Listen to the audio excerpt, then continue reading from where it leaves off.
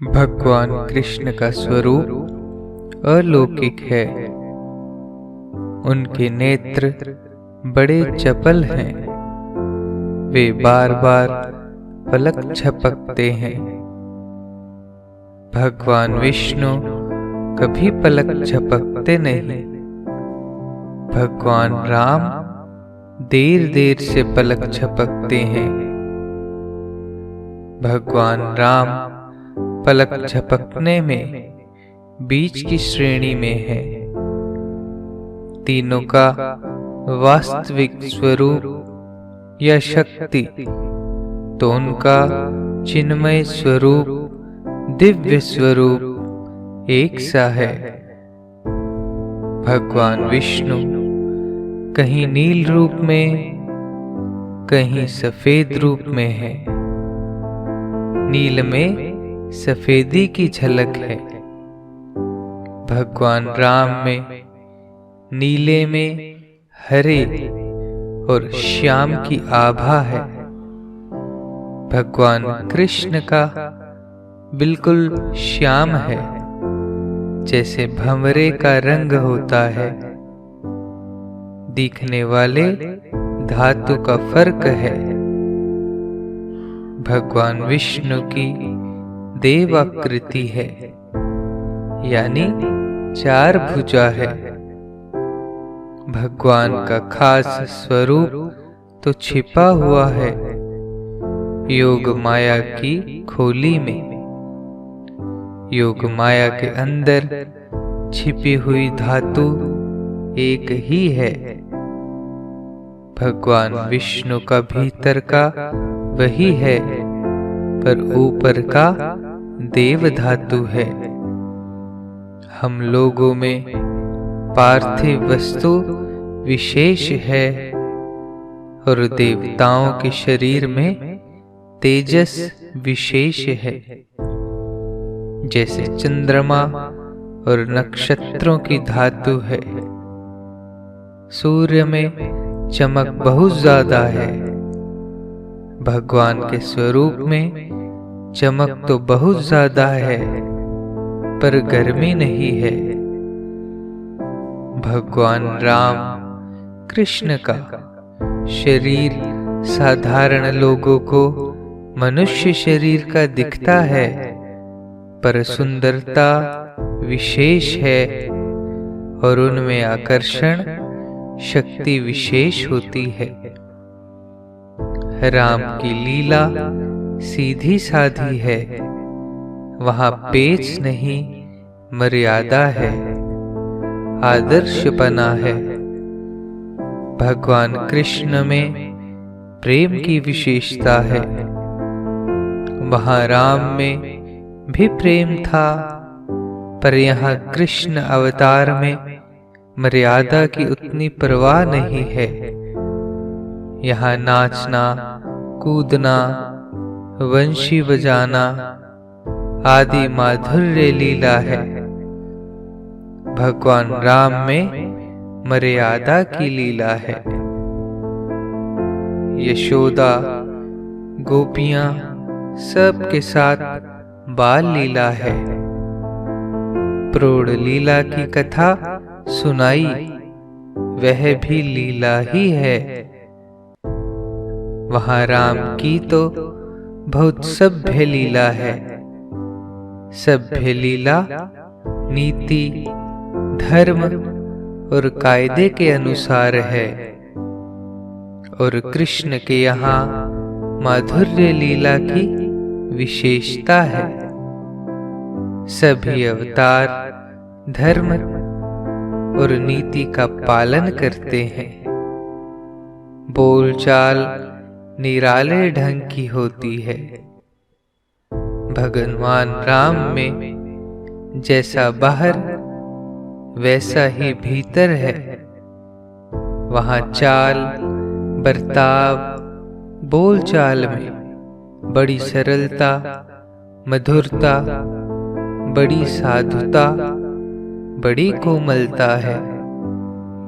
यह चारों मानो मूर्तिमान होकर विराजमान है और यहाँ कृष्ण में चपलता, चतुरता, यहाँ च ही च है।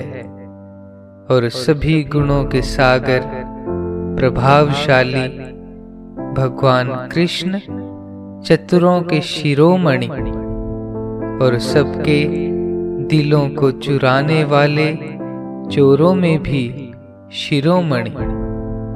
और तो कोई चीज चुरा लेवे, पर वे तो मन को भी चुरा लेवे।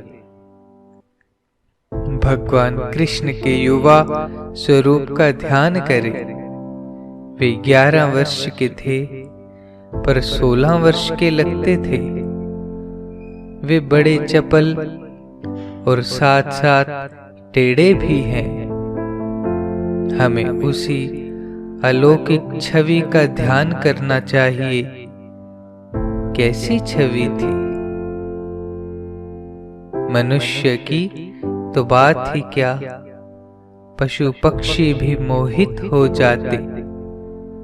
वे जब वंशी बजाते तो जड़ चेतन और चेतन जड़ हो जाते थे। सूखे लकड़े हरे हो जाते। स्त्रियां रसोई बनाती, तब वंशी बजाते तो चूल्हे की लकड़ियां गीली हो जाती और धुआं हो जाता। वे कहती कि रोटी बनाते समय वंशी बंद कर दो, और हम लोग तो सुनना चाहते हैं। पर वे कहती थी कि वंशी बंद कर दो।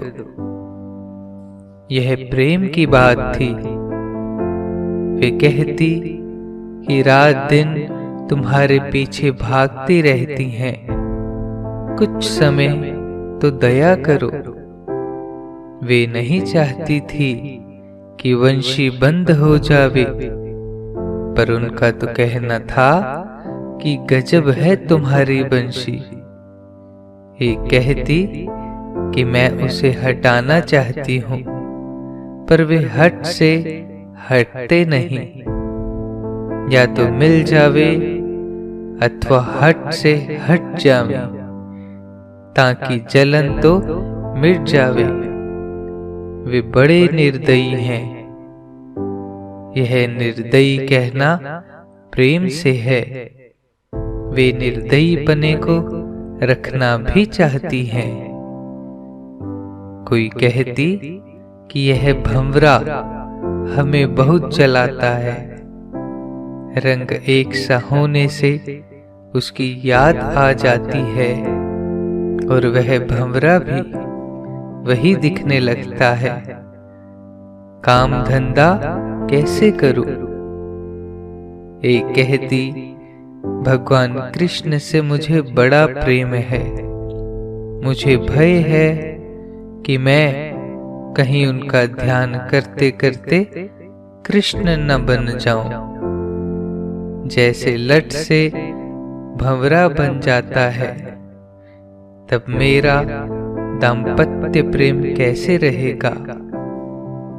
दाम्पत्य 2 तरह का होता है, एक विषय भोग को लेकर और दूसरा हो तो स्त्री पुरुष सरीखा, पर उनमें पवित्र प्रेम था। काम वासना रहित प्रेम था। गोपियों का विशुद्ध प्रेम था। उनसे तो दूसरों की काम वासना दूर हो जाती है। उस गोपी ने कहा कि तू डर मत, तू कृष्ण बन जाएगी तो कृष्ण को फिर तुम्हारा ध्यान करते करते गोपी बनना पड़ेगा। कोई कहती कि मालूम होता है वह हमारी वियोग की दशा को जानता ही है, पर जानबूझकर भी नहीं आता। यानी वह तड़पाना चाहता है, पर उसे तड़पाने में क्या मजा आता है। इससे मालूम होता है कि उसमें दया नहीं है। वह हमारे लिए नहीं तड़पता है। तड़पता तो क्या नहीं आता। इससे पता चलता है कि उसमें प्रेम नहीं है। गोपियां रात्रि में वन में गई तो भगवान ने कहा, क्यों आई हो? तो गोपियों ने कहा कि वंशी क्यों बजाई? भगवान ने कहा, दूसरे के पास रात में नहीं जाना चाहिए। गोपियों ने कहा, हम आपके पास आई हैं, दूसरे पुरुष के पास नहीं। भगवान ने धर्म बतलाया कि स्त्रियों को रात में किसी के पास नहीं रहना चाहिए। इस पर वे कहती हैं कि आप साक्षात परमेश्वर हैं। फिर सबने रास किया, प्रेम की लीला हुई। प्रभाव दिखते दिखते भगवान अंतर्धान हो गए। गोपियों में अभिमान आने पर भगवान छिप गए। भगवान ने तत्व, रहस्य, नीति, धर्म, गुण, प्रभाव यह बतलाया। भगवान की ऐसी मूर्ति का तत्व, रहस्य, नीति, धर्म, गुण और प्रभाव के सहित ध्यान करना चाहिए। भगवान कृष्ण की आजकल जो लीला की जाती है, दिखलाई जाती है, उन सब से हमारे प्रभु का स्वरूप अलौकिक है। इसी रास को दिव्य रास मानते हैं, पर भगवान का रास दूसरा बड़ा ही अलौकिक था। उनकी लीला विशुद्ध प्रेम से भरी हुई थी। उसमें काम वासना की गंध नहीं थी। कृष्ण बड़े चतुर, बड़े रसीले और बड़े अलौकिक थे। प्रकृति भगवान का स्वरूप ही है।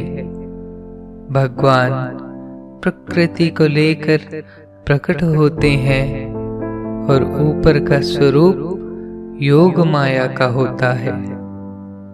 भगवान का ऐसा भाव था कि अपने प्रभाव को छिपाया करते थे। उनका मन का चुराना चोरी नहीं है, वे आकर्षण कर लेते थे। ऐसी चोरी दोषी नहीं है। भगवान कहते हैं, मैं स्वयं धर्म का त्याग नहीं कर सकता। मैं धर्म का त्याग कर दूंगा तो सारी दुनिया नष्ट हो जाएगी। गीता यही बतलाती है कि भगवान धर्म का त्याग नहीं करते। भगवान से भोगों की कामना करना आदि में सकाम भाव है, पर गोपियों में विशुद्ध प्रेम था। राधा और कृष्ण दो रूप हैं। राधा उनकी आह्यात्मी शक्ति है, भगवान शक्तिमान है।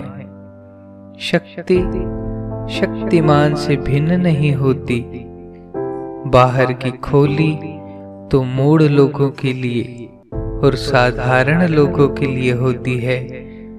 भगवान के वंशी बजाने पर गोप, ग्वाल, गोपियां और गायें, जहां भी वंशी ध्वनि पहुंचती, सब प्रसन्न हो जाते। वृंदावन के कई स्थलों के वृक्षों की छाल उतारने पर राधा कृष्ण लिखा मिलता है। एक ही जन्म में नहीं, दूसरे जन्मों में भी राधा कृष्ण लिखा मिलता है।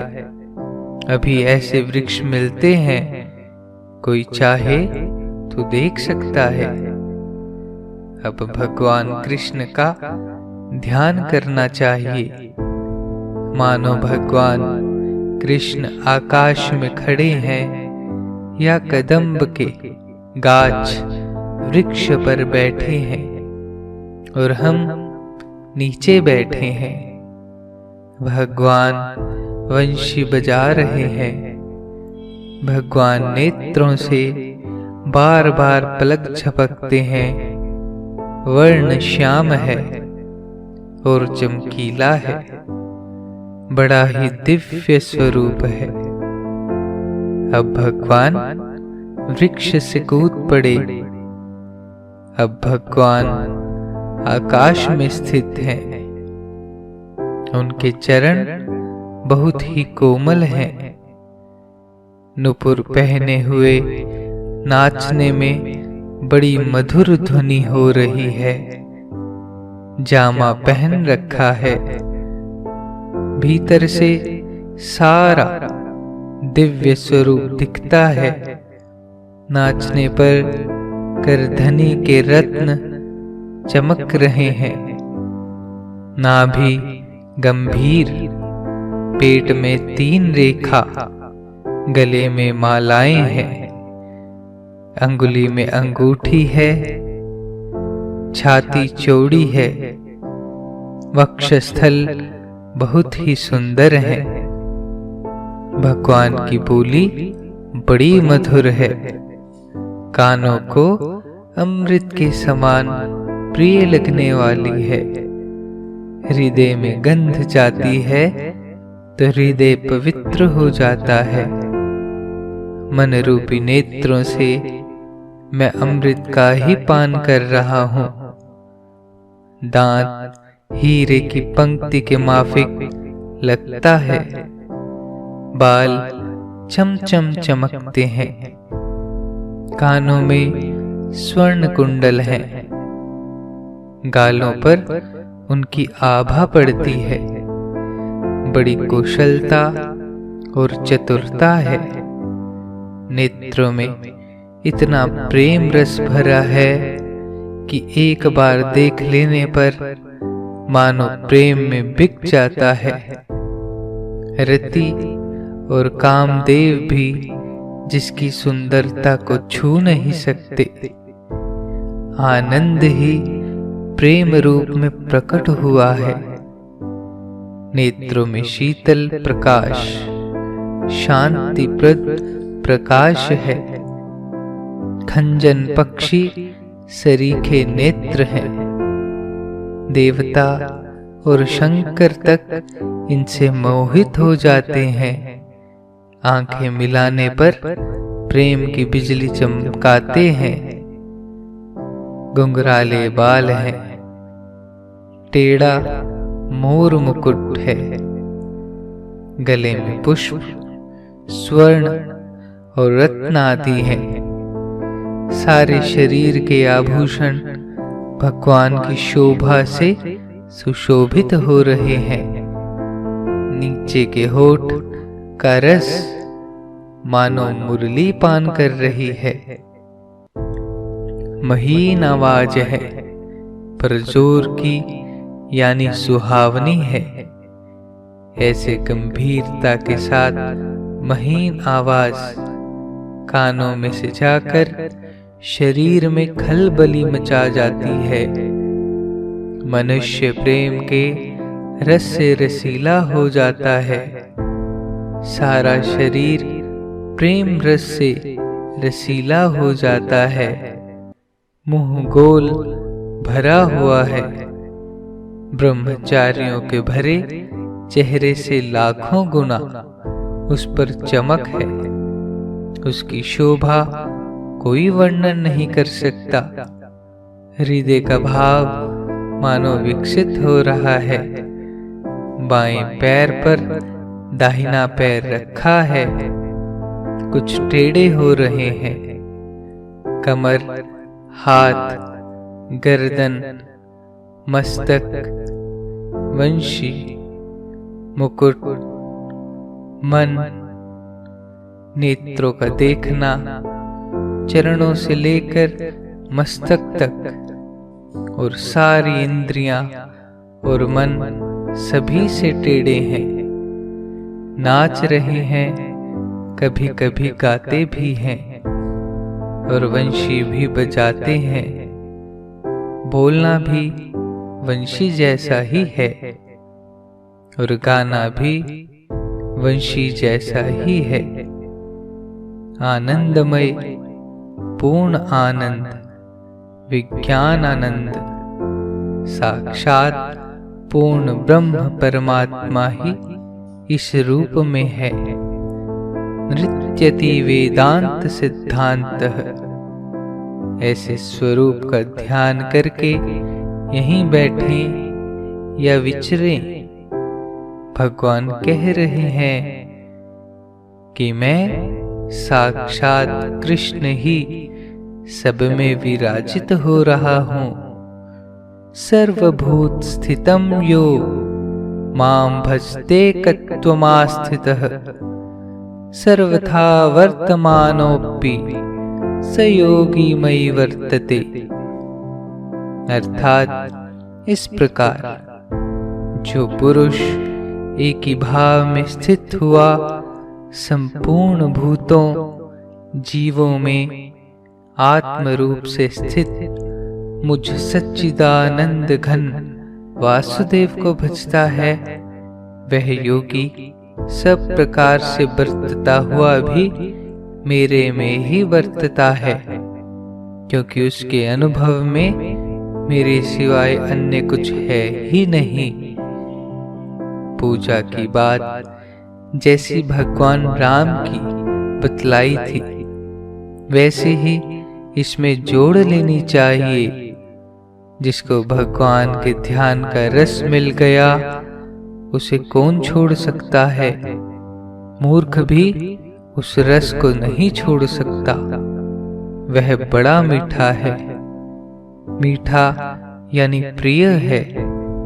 प्रभु के स्वरूप में आकर्षण शक्ति है, उसी से उनका नाम कृष्ण है। कृष्ण आकर्षण करने वाला, ण आनंद करने वाला। अपनी तरफ खींचना भगवान का प्रभाव है।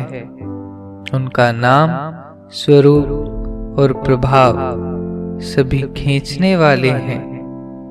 ऐसे स्वरूप को घर में, बाहर या सब जगह रहते हुए हृदय में ही रखना चाहिए। जैसे घोड़ा नजर के सामने बंधा होने से वह सामने ही दिखता है, इसी तरह हम भगवान को ही सामने देखते रहें। जब इसके वर्णन से ही इतनी प्रसन्नता मिलती है, तो साक्षात वह यहाँ प्रकट हो जाए तो क्या मनुष्य अपने को संभाल सकता है। उसे देश काल का भी ध्यान नहीं होता। उसका शरीर चित्र की तरह हो जाता है। इस स्थिति का पता भी दूसरों को रहता है, उसे नहीं। ऐसा भक्त सब जगह भगवान को ही देखता है। गीता के 6 अध्याय के 30वें श्लोक में आया, यो मां पश्यति सर्वत्र सर्वं च मयि पश्यति तस्य अहं न प्रणश्यामि स च मे न प्रणश्यति। अर्थात जो पुरुष संपूर्ण भूतों में सबके आत्मरूप मुझ वसुदेव को ही व्यापक देखता है और संपूर्ण भूतों को मुझ वसुदेव के अंतर्गत देखता है, उसके लिए मैं अदृश्य नहीं होता और वह मेरे लिए अदृश्य नहीं होता है, क्योंकि वह मेरे में एक ही भाव से स्थित है। इसलिए हमें भगवान को नहीं भूलना चाहिए, चाहे जो हो। व्यवहार बिगड़े तो बिगड़ो, भगवान के संबंध को नहीं छोड़ना चाहिए। भगवान की प्रतिज्ञा है कि जो मुझे नहीं छोड़ता उसे मैं नहीं छोड़ता।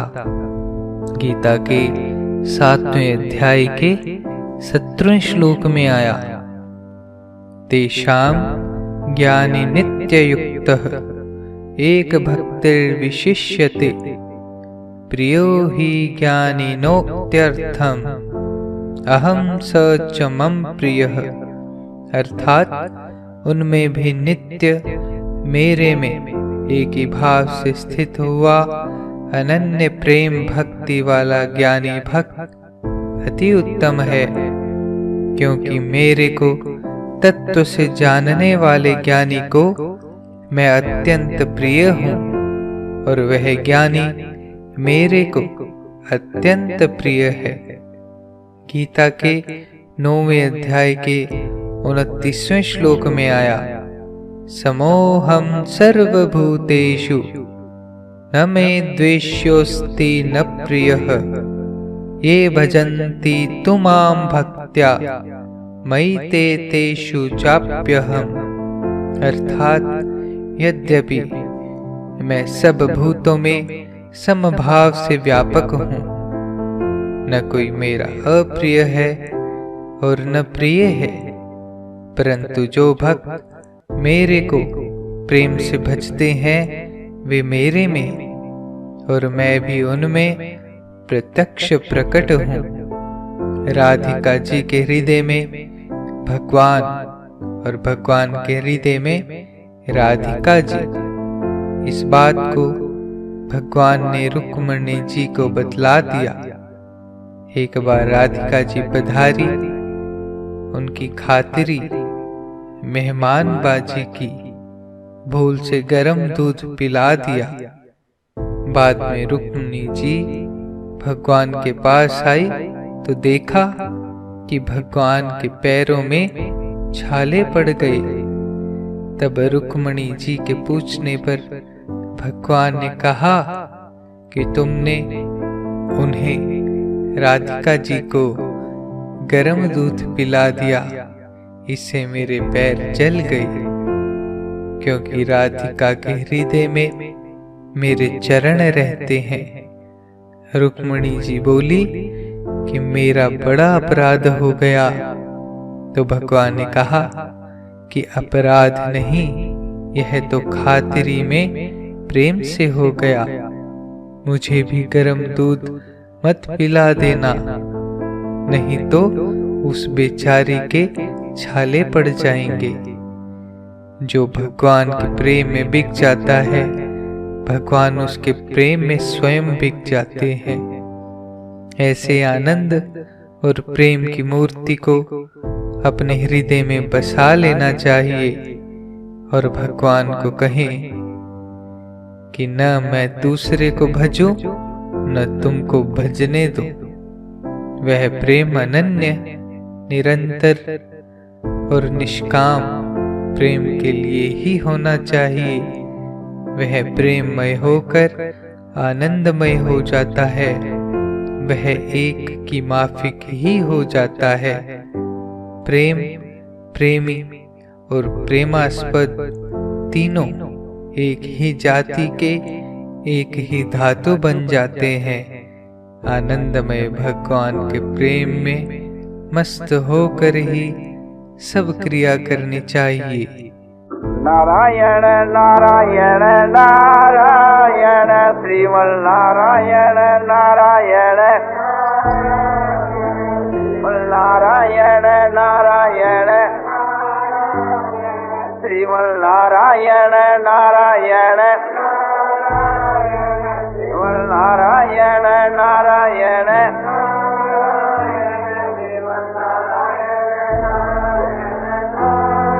आनंदमय आनंदमय आनंदमय आनंदमय पूर्णानंद पूर्णानंद अपारानंद शांतानंद घनानंद अचलानंद ध्रुवानंद नित्यानंद बोधस्वरूपानंद ज्ञानस्वरूपानंद आनंद ही आनंद आनंद ही आनंद आनंद ही आनंद शांति शांति शांति।